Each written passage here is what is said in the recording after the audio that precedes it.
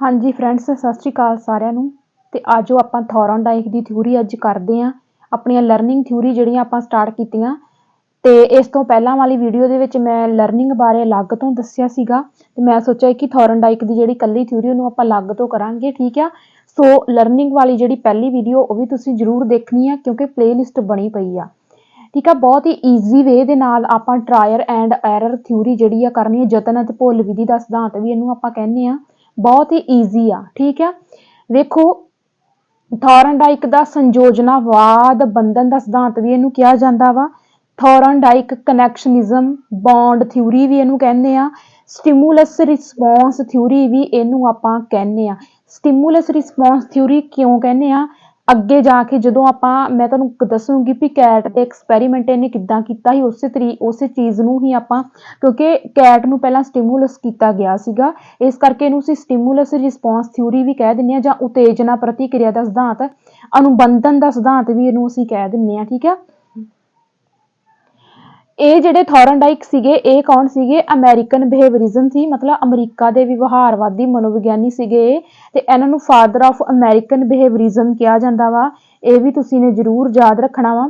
Educational psychology ਦੇ father ਵੀ ਥੋਰਨਡਾਈਕ ਨੇ, American ਬਿਹੇਵੀਅਰਿਜ਼ਮ ਦੇ ਫਾਦਰ ਵੀ ਕੌਣ ਨੇ? ਥੋਰਨਡਾਈਕ ਨੇ। ਦੋਨੋਂ ਤਰੀਕੇ ਦੇ ਨਾਲ ਇਸ ਚੀਜ਼ ਨੂੰ ਤੁਸੀਂ ਨੇ ਯਾਦ ਰੱਖਣਾ। ਇਹਦੀਆਂ ਜਿਹੜੀਆਂ ਬੁੱਕਸ ਹੈਗੀਆਂ ਆ ਥੋਰਨਡਾਈਕ ਦੀਆਂ ਜ਼ਰੂਰ ਯਾਦ ਰੱਖਣੀਆਂ। ਐਨੀਮਲ ਇੰਟੈਲੀਜੈਂਸ, ठीक है, क्योंकि कैट ते जो इन्हें एक्सपैरीमेंट किया है ना, बस इत्थे तो याद रखियो कि एनीमल इंटैलीजेंस जी बुक की है थोरनडाइक दी है। फिर एजुकेशनल साइकोलॉजी का फादर भी है ते एजुकेशनल साइकोलॉजी की इन्हें बुक भी लिखी है। इस चीज़ में भी तुसीं ने याद रखना। हुण बिल्ली ते प्रयोग इन्हें की कीता सी कि वेखो इन्हें की कीता सी कि एक संदूक भी कह दिता जांदा वा, पिंजरा भी कह दिता जांदा वा, ठीक है। इन्हें एक संदूक दे विच एक पिंजरे दे विच की करता, भुखी बिल्ली नूं, यानी कि भुख लगी सी उहनूं, भुखी बिल्ली उहनूं कुछ नहीं सी खाण नूं दिता गया, उहनूं ये पिंजरे दे विच बंद कर दिता वा, है ना। जिहड़ा मेन दरवाजा वा वो बंद कर दिता जांदा, है ना। ते इधरों एक ऐदां करके रस्सी लिखी आ एक लीवर लगा, मतलब जेकर इहदे ते पैर मारूगी ते इह जिहड़ा इहदा पिंजरा सी ओह खुल जाऊगा ते पिंजरे दे सामने बाहर इहने की रखिया सीगा? भोजन रखिया सी, ठीक है। ते ਜਿਹੜੀ ਬਿੱਲੀ ਸੀ ਜਮਾ ਭੁੱਖੀ ਸੀ। ਹੁਣ ਵੇਖੋ ਕਿ ਥੋਰਨਡਾਈਕ ਕੀ ਕਹਿੰਦਾ, ਧਿਆਨ ਦੇ ਨਾਲ ਸੁਣਿਓ ਗੱਲ ਨੂੰ। ਥੋਰਨਡਾਈਕ ਕਹਿੰਦਾ ਵਾ ਕਿ ਸਾਡੇ ਲਈ ਪਹਿਲਾਂ ਸਿੱਖਣ ਦੀਆਂ ਸਥਿਤੀਆਂ ਪੈਦਾ ਹੋਣੀਆਂ ਚਾਹੀਦੀਆਂ। ਸਾਡੇ ਸਾਹਮਣੇ ਕੋਈ ਸਥਿਤੀ ਪੈਦਾ ਹੋਣੀ ਚਾਹੀਦੀ ਆ। ਜੇਕਰ ਸਾਡੇ ਸਾਹਮਣੇ ਕੋਈ ਸਥਿਤੀ ਆ ਤੇ ਅਸੀਂ ਉਹਦੇ ਲਈ ਯਤਨ ਕਰਾਂਗੇ, ਪਹਿਲਾਂ ਅਸੀਂ ਕਰਾਂਗੇ, ਅਸੀਂ ਉਹਦੇ ਵਿੱਚ ਗਲਤੀਆਂ ਵੀ ਕਰਾਂਗੇ, ਸਾਡੇ ਕੋਲ ਭੁੱਲਾਂ ਵੀ ਹੋਣਗੀਆਂ, ਪਰ ਗਲਤੀਆਂ ਤੇ ਭੁੱਲਾਂ ਕਰ ਕਰਕੇ ਅਸੀਂ ਕੀ ਆ, ਅਸੀਂ ਆਪਣੇ ਸਹੀ ਟੀਚੇ ਤੇ ਪਹੁੰਚ ਸਕਦੇ ਹਾਂ। ਇਹੀ ਤਾਂ ਕਾਰਨ ਆ ਕਿ ਸਾਨੂੰ ਇਹਨੇ ਕੈਟ ਦੇ ਐਕਸਪੈਰੀਮੈਂਟ ਕਰਕੇ ਇਹ ਚੀਜ਼ ਦੱਸਣ ਦੀ ਕੋਸ਼ਿਸ਼ ਕੀਤੀ ਕਿ ਵੇਖੋ ਹੁੰਦਾ ਕੀ ਆ ਕਿ ਪਿੰਜਰੇ ਦੇ ਬਾਹਰ ਭੋਜਨ ਰੱਖ ਦਿੱਤਾ ਜਾਂਦਾ। ਹੁਣ ਆ ਜਿਹੜੀ ਤੁਸੀਂ ਦੇਖ ਰਹੇ ਹੋ ਇੱਕ ਲੀਵਰ ਸੀ, ਮਤਲਬ ਇੱਕ ਘੰਟੀ ਕਹ ਲਓ ਜਾਂ ਲੋਹੇ ਦੀ ਇੱਕ ਪੱਤਰੀ ਕਹਿ ਲਓ, ਇਹਦੇ ਤੇ ਜੇਕਰ ਉਹ ਪੈਰ ਮਾਰਦੀ ਤੇ ਪਿੰਜਰਾ ਖੁੱਲ ਜਾਣਾ ਤੇ ਉਹ ਆਰਾਮ ਨਾਲ ਬਾਹਰ ਆ ਕੇ ਭੋਜਨ ਖਾ ਸਕਦੀ ਸੀ। ਪਰ ਕੀ ਆ ਕਿ ਉਹ ਇਨਸਾਨ ਨਹੀਂ ਆ, ਉਹ ਕੀ ਆ, ਉਹ ਜਾਨਵਰ ਆ, ਹੈ ਨਾ।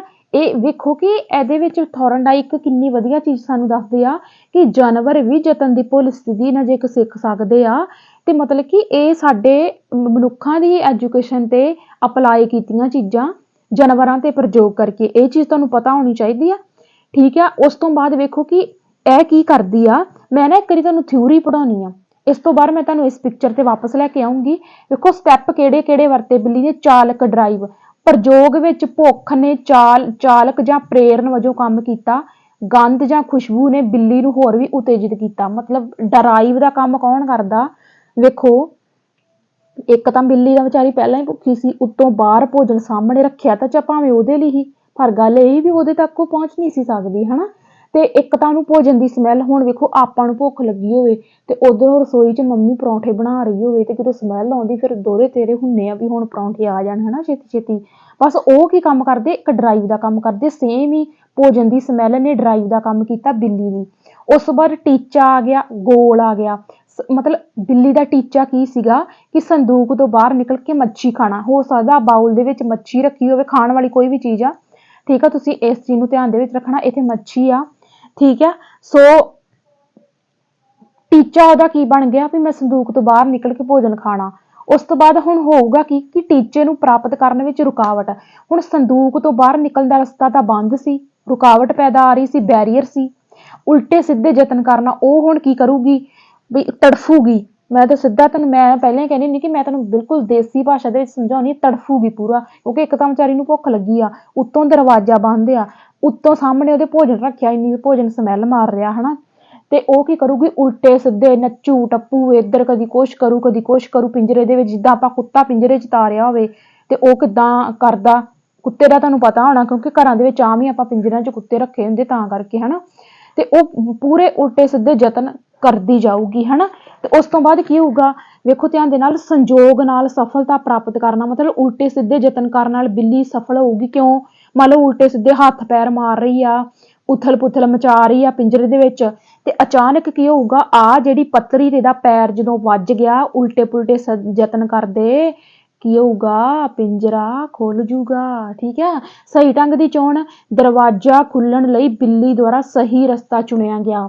ਇਹ ਸਹੀ ਰਸਤਾ ਨੇ ਅਚਾਨਕ ਨਹੀਂ ਸੀ ਚੁਣਿਆ, ਉਹਨੇ ਕਿਹਦੇ ਰਾਹੀਂ ਸਹੀ ਰਸਤੇ ਦੀ ਚੋਣ ਕੀਤੀ, ਯਤਨ ਅਤੇ ਭੁੱਲ ਵਿਧੀ ਦੇ ਰਾਹੀਂ, ਬਾਰ-ਬਾਰ ਯਤਨ ਕੀਤੇ ਉਹਨੇ। ਠੀਕ ਆ। ਸਥਿਰਤਾ ਕਿੱਦਾਂ ਆਈ, ਬਿਨਾਂ ਕਿਸੇ ਗਲਤੀ ਦੇ ਪਹਿਲੀ ਕੋਸ਼ਿਸ਼ ਵਿੱਚ ਹੀ ਦਰਵਾਜ਼ਾ ਖੁੱਲ ਗਿਆ।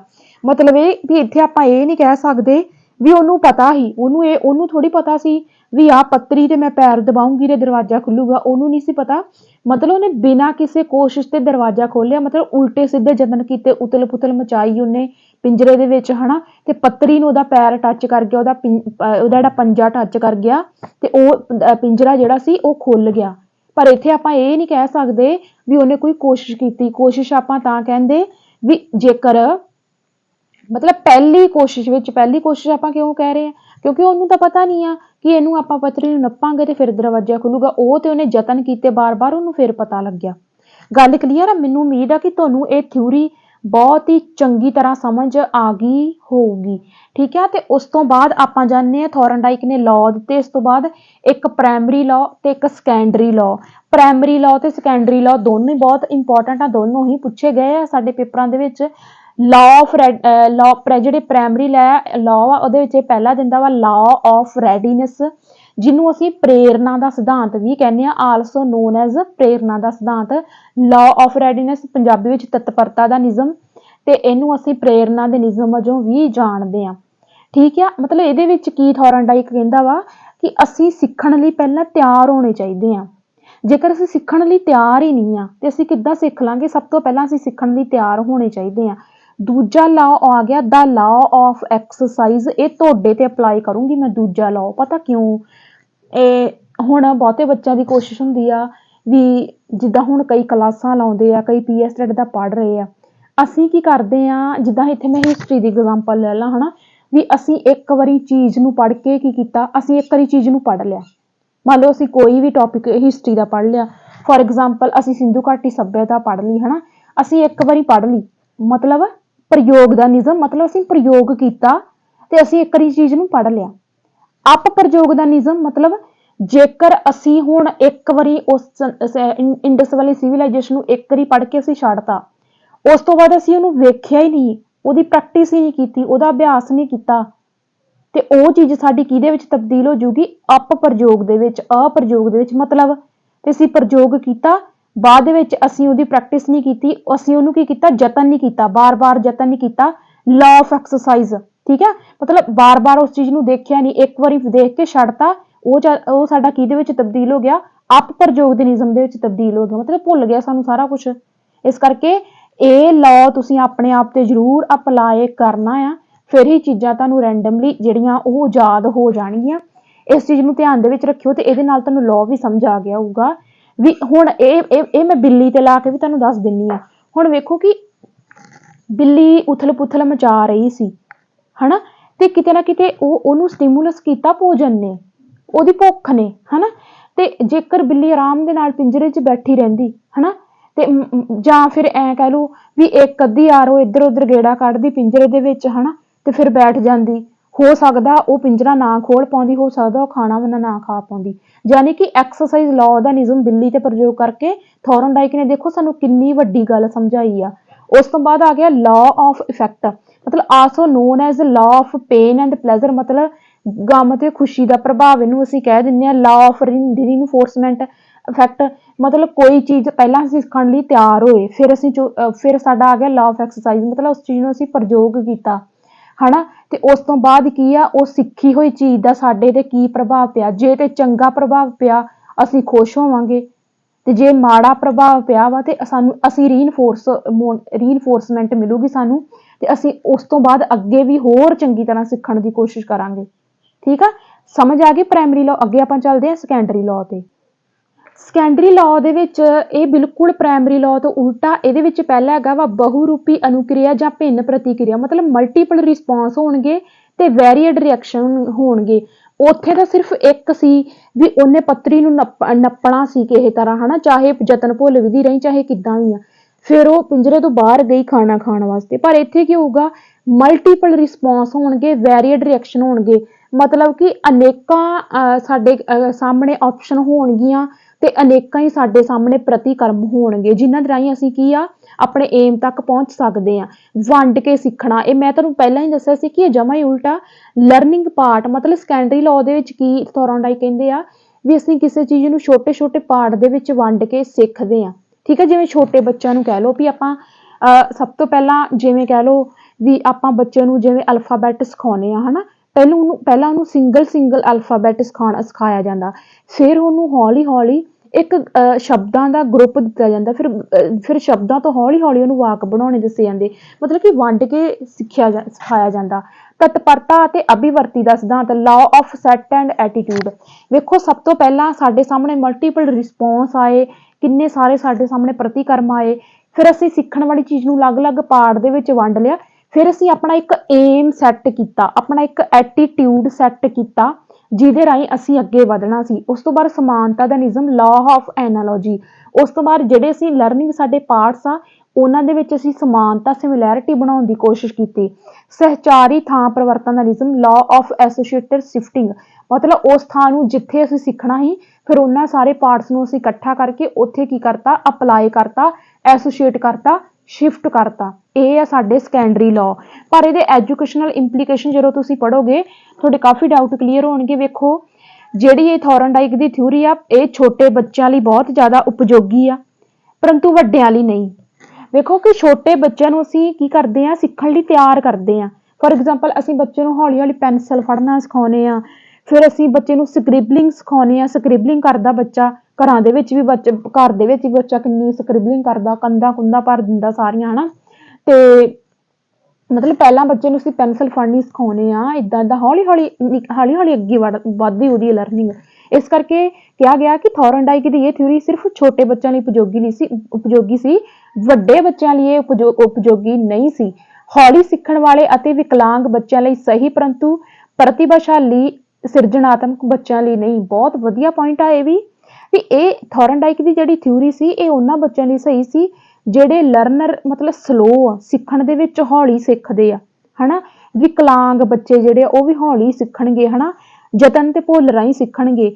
ਪਰ ਵੇਖੋ ਕਿ ਇਹਦੇ ਵਿੱਚ ਇਹ ਆ ਕਿ ਜਿੱਦਾਂ ਹੁਣ ਯਤਨ ਭੁੱਲਦਾ, ਹੌਲੀ ਹੌਲੀ ਉਹ ਦੱਸਦਾ ਵਾ ਕਿ ਬਿੱਲੀ ਯਤਨ ਕਰਦੀ ਆ, ਉਹਦੇ ਕੋਲ ਭੁੱਲਾਂ ਵੀ ਹੁੰਦੀਆਂ ਵਾ, ਫਿਰ ਉਹ ਆਪਣੇ ਏਮ ਤੱਕ ਪਹੁੰਚ ਜਾਂਦੀ ਆ ਹਨਾ। ਪਰ ਇੱਥੇ ਇਹ ਚੀਜ਼ ਜਿਹੜੀ ਆ ਛੋਟੇ ਬੱਚਿਆਂ ਤੇ ਲਾਗੂ ਹੁੰਦੀ ਆ ਵੀ ਬੱਚਾ ਹੌਲੀ ਹੌਲੀ ਪਹਿਲਾਂ ਤਾਂ ਵਿਚਾਰੇ ਨੂੰ ਪੈਨਸਲ ਨਹੀਂ ਫੜਨੀ ਆਉਂਦੀ, ਫਿਰ ਹੌਲੀ ਹੌਲੀ ਪੈਨਸਲ ਜਦੋਂ ਉਹ ਬਾਰ ਸਕ੍ਰਿਬਲਿੰਗ ਕਰਦਾ ਹੌਲੀ ਹੌਲੀ ਉਹਨੂੰ ਪੈਨਸਲ ਫੜਨੀ ਆ ਜਾਂਦੀ। ਫਿਰ ਹੌਲੀ ਹੌਲੀ ਪਹਿਲਾਂ ਤੁਹਾਨੂੰ ਕੋਈ ਵੀ ਇੱਕ ਸਿੰਗਲ ਅਲਫਾਬੈਟ ਵੀ ਨਹੀਂ ਪਾਉਣਾ ਆਉਂਦਾ, ਕੁਛ ਵੀ ਨਹੀਂ, ਤੇ ਟੀਚਰ ਵੱਲੋਂ ਤੁਸੀਂ ਆਪਾਂ ਪ੍ਰੀ ਨਰਸਰੀ ਦੇ ਵਿੱਚ ਜਦੋਂ ਬੱਚੇ ਨੂੰ ਭੇਜਦੇ ਹਾਂ ਤੇ ਬੱਚੇ ਨੂੰ ਟੇਢੀਆਂ ਮੇਢੀਆਂ ਹੌਰੀਜੈਂਟਲੀ ਵਰਟੀਕਲੀ ਲਾਈਨ ਪਾਉਣੀਆਂ ਦੱਸੀਆਂ ਜਾਂਦੀਆਂ। ਜਦੋਂ ਉਹ ਉੱਥੇ ਉਹਦੀ ਪੂਰੀ ਇੱਕ ਪਕੜ ਬਣ ਜਾਂਦੀ ਆ, ਉਸ ਤੋਂ ਬਾਅਦ ਉਹਨੂੰ ਏ ਲੈਟਰ ਵੱਲ ਲਿਜਾਇਆ ਜਾਂਦਾ। ਪਤਾ ਨਾ ਤੁਹਾਨੂੰ ਸਾਰਿਆਂ ਨੂੰ ਇਹ ਚੀਜ਼। ਇਸ ਕਰਕੇ ਹੌਲੀ ਸਿੱਖਣ ਵਾਲੇ ਜਾਂ ਵਿਕਲਾਂਗ ਬੱਚਿਆਂ ਦੇ ਇਹ ਚੀਜ਼ ਲਾਗੂ ਹੋ ਗਈ। ਪਰ ਜਿਹੜੇ ਬੱਚੇ ਗਿਫਟਡ ਆ, ਸਿਰਜਣਾਤਮਕ ਆ, ਕ੍ਰੀਏਟਿਵ ਬੱਚੇ ਆ, ਉੱਥੇ ਇਹ ਥਿਊਰੀ ਲਾਗੂ ਨਹੀਂ ਹੁੰਦੀ, ਕਿਉਂਕਿ ਉਹ ਤਾਂ ਕ੍ਰੀਏਟਿਵ ਬੱਚੇ ਨੇ, ਉਹਨਾਂ ਨੂੰ ਸਿੱਖਣ ਲਈ ਇੰਨੀ ਜ਼ਿਆਦਾ ਪ੍ਰੈਕਟਿਸ ਦੀ ਲੋੜ ਨਹੀਂ ਆ। ਪਰ ਇਹ ਥਿਊਰੀ ਜ਼ਿਆਦਾਤਰ ਕੀਤੇ ਸੰਬੰਧਿਤ ਆ, ਪ੍ਰੈਕਟਿਸ ਤੇ ਡਿਪੈਂਡ ਆ, ਜ਼ਿਆਦਾ ਪ੍ਰੈਕਟਿਸ। ਪਰ ਜਿਹੜੇ ਆਲਰੇਡੀ ਇੰਨੇ ਗਿਫਟਡ ਚਿਲਡਰਨ ਆ, ਕ੍ਰੀਏਟਿਵ ਚਿਲਡਰਨ ਆ, ਉਹਨਾਂ ਨੂੰ ਇੰਨੀ ਜ਼ਿਆਦਾ ਪ੍ਰੈਕਟਿਸ ਦੀ ਲੋੜ ਥੋੜੀ ਪਊਗੀ। ਅੰਸ਼ ਤੋਂ ਪੂਰਨ ਵੱਲ ਮਤਲਬ ਇਹ ਕਿ ਇਹ ਥਿਊਰੀ ਪਾਰਟ ਤੋਂ ਅੱਗੇ ਜਾਂਦੀ ਸੀ, ਮਤਲਬ ਪਾਰਟ ਤੋਂ ਅੱਗੇ ਹੂਲ ਵੱਲ ਜਾਂਦੀ ਸੀ। ठीक है। इस करके ये जे 3 क पॉइंट ने एजुकेशनल इंप्लीकेशन जिहड़े ये सानू की दसदे ने कि थॉर्नडाइक दी ये जिहड़ी थ्योरी आ लर्निंग सिचुएशन दे विच किहड़े-किहड़े लैवल ते काम करदी है, किहड़े-किहड़े लैवल ते काम नहीं करदी। ते मैनूं उम्मीद आ कि थॉर्नडाइक दी थ्योरी दे विच जेकर तुहानूं हुण कोई भी क्वेश्चन आउंदा ना ते तुसीं अपनी अंडरस्टैंडिंग दे नाल बहुत सोहना आंसर चूज कर लोगे। तुहानूं कोई भी रट्टा नहीं लाउणा पऊगा, ना ही तुहानूं कोई तुक्का लाउणा पऊगा। ठीक है। जेकर क्लास लगी वधिया ते क्लास नूं कर देना दब के शेयर, क्योंकि थ्योरी दी जरूरत सारे बच्चों नूं आ, PS टैट वालियां नूं, ते सारे ये वाले नोट्सां दा फायदा लै सकन।